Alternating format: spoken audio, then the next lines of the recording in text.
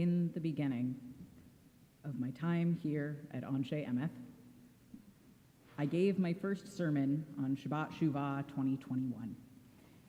And given the daunting task of introducing myself, I made a risky choice. I gave a very serious build-up about how honored I was to be here and how excited I was to be a rabbinic intern, and then I came out as a cat person. I said I love cats. I can't help it. I was born this way. I know this congregation has become accustomed to Rabbi Baisley and his beautiful dog Toodles, but there is nothing in our texts that says a cat person can't be a rabbi. I'm not exaggerating when I say I truly had no idea how that was going to land. I'm telling you full body relief when I heard Rabbi Baisley laughing behind me and David Levine laughing in the pews. I'm hoping other people laughed as well, but those two have really distinctive loud laughs, and bless both of them. This was not just a joke. This was a very carefully calculated way to introduce myself. Frequently, when people see me, they make some assumptions about who I might be. They see my body contrasted with how I dress, and to put it bluntly, people often think I'm going to be a militant feminist with no sense of humor. So I made a joke. I alluded to my identity because I wanted to bring it into the room. I wanted to say, I know how I look. But instead of giving the expected label, I gave a different one. I didn't tell you my gender, but I did tell you about me. I love cats. I don't take myself too seriously, and I think humor can carry important words of Torah. In the introduction of our Torah, establishing the world as we know it, God creates through labels and binaries, separating light from darkness, day from night, land from water. And humanity has the special distinction of two origin stories.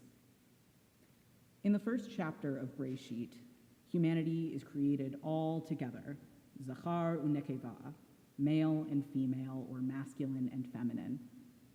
In the second chapter, Adam is created again by himself from the dirt, and then Eve is pulled from his rib.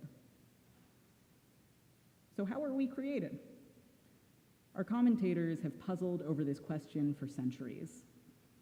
Rashi explained the two stories by saying that first creation occurred with one single being that was both male and female, and androgynous. And the second creation story divides the original united being into two. Breishit Rabbi, our narrative midrash, explains that Adam is created first with Lilith, a disobedient woman who is expelled from the garden and replaced during our second creation story with Eve, the woman that we know. But I want to talk about a different interpretation of this text, perhaps a riff on our story from Breishit Rabbi. Cartoonist Liana Fink recently wrote an incredible piece of modern midrash, a graphic novel called Let There Be Light. In Fink's retelling, God is very explicitly a woman. And God does not begin the process of creation out of benevolence or some grand design. She creates it for a very human reason. She's lonely. So she creates light and darkness, land and water, creatures that swim and fly and walk. She blesses all of the things she creates, and at first she's very happy. But then she becomes hard on herself. She mourns and she cries because she has done all this work of creation and cannot see herself in any of it. So, humanity. She creates humanity, two beings in her own image, not divided by male and female, but by day and night. Adam, the creature of the day, represents the lightness in God, and Lilith, the creature of the night, embodies her inner darkness and depths, the criticisms that drove her to create humanity in the first place. Together, they represent her perfectly, and she loves them. She asks Adam to name the rest of her creations, and as he names the animals Elephant, tiger, bat. They all change from amorphous blobs into distinct shapes in Adam's mind. Then she asks Adam to name her, and Adam does. But when he names her, she becomes a solid concept to him. And his solid concept of her is an old man with a beard. She's taken aback. That's not who God is. But before she can say anything to correct him, Adam goes to Lilith and says, "Your name is woman." Lilith says, "I'm not woman. I'm Lilith, the creature of the night." God watches Adam's reaction very carefully. And Adam is stunned. If Lilith is not woman, what if all the animals have the wrong names? What if God has the wrong name? What if Adam doesn't know anything? He breaks down crying. Adam's pain makes God so profoundly sad. Adam was the manifestation of God's light and blessing. What does it mean if Adam is not happy? So God banishes Lilith and creates a woman, Eve, in her place. And instead of telling Adam that he missed the true image of God herself, she spares him the pain and lets him see her as he does. Through the process of naming, something is gained: a shorthand, an understanding, a level of intimacy with everything around you. But through the process of naming, something is lost: that formlessness, that infinite ability to become whatever is possible, something new, distinct. If we name something and miss the contours of what it is meant to be, we lose opportunities for deeper knowledge and deeper intimacy. We assign expectation and seek points of data to the traits we've already assigned. When I introduced myself to this congregation, I did not mean to keep a secret. I meant to avoid a question I didn't have the answer to yet. The first time I expressed an inkling that I might be different, I was 3 years old. My parents told me unequivocally that I was wrong. I was a girl, and the name they had given me was my name. My mom continued to reinforce to me how naturally feminine I was, and any time I felt uncomfortable in my body, she told me all women feel that way. Even when we are created knowing our truth, it is remarkably easy to lose it. To me, the most powerful moment of Liana Fink's midrash on Genesis comes long after our creation story. Adam and Eve have had children, they have had children, they have had children. Flood happens somewhere. Generations have passed, and this misconception of God has persisted. Everyone still thinks God is an old man with a beard. And finally, God chooses Abraham, or Abram when we meet him, to be her prophet. And when she wants him to be her prophet, she wants him to know her. She wants to connect with him. But he still sees her as an old man with a beard. In Fink's words, God berates herself. If I don't tell him who I am, he'll never truly understand what I want from him. But on the other hand, if I do show him my face, he won't love me anymore. If I show him my face, he won't love me anymore. I don't know if I can explain to you the painful parts of being trans with better words than these. To be trans is to be forced to choose between being loved and not seen, or being seen and not loved. When you reject a label or a name, it can be perceived as a rejection of intimacy or connection.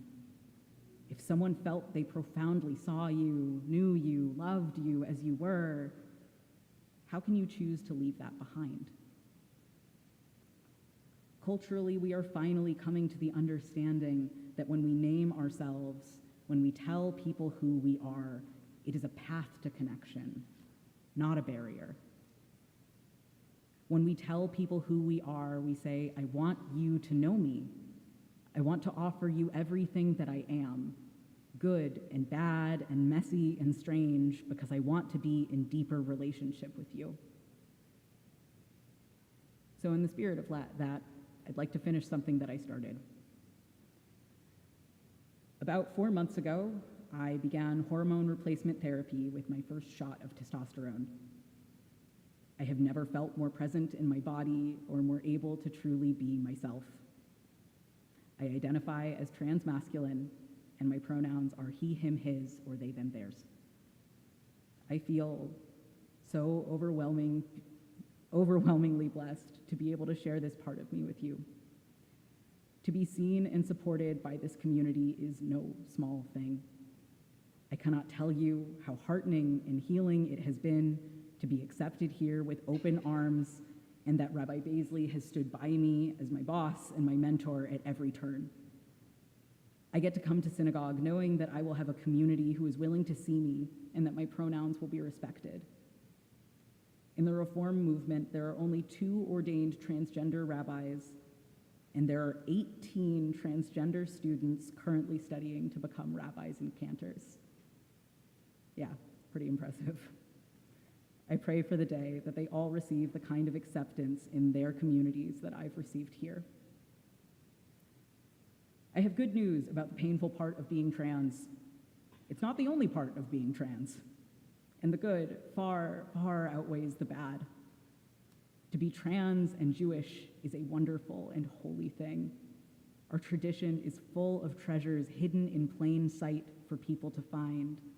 From Rashi's theory that the first human in Breishit was an androgynous being, to the theory that Sarah and Abraham fell outside the binary, to the 6 genders of the Talmud, to the traditional Kabbalistic belief of the masculine and feminine meeting in divine combination, to the many historical accounts of gender bending and gender defying in Jewish community.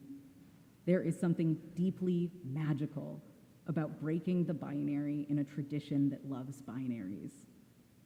And that is even better news, because it turns out that binaries are pretty hard to uphold. There's not a single binary in Breishit that isn't broken by the reality of creation. We can try to separate light from dark, but it doesn't stop twilight. We can try to separate day from night, but it doesn't stop dusk. We can try to separate land from water, but it doesn't stop mud. Breishit is a beautiful text, but I've never met a human being simple enough that they fit plainly into a binary. The simplicity of the Garden of Eden was not big enough to contain all that we are. We are the divine image, divided and refracted. We are seekers. We are walking contradictions, called to examine things in ourselves and our world that don't make sense. Like Adam, we create new names and let new concepts take shape. Without the comfort and safety of Eden, we are given the opportunity to work with God in co-creation. And may we welcome all our new discoveries with open hearts and open arms. Shabbat Shalom.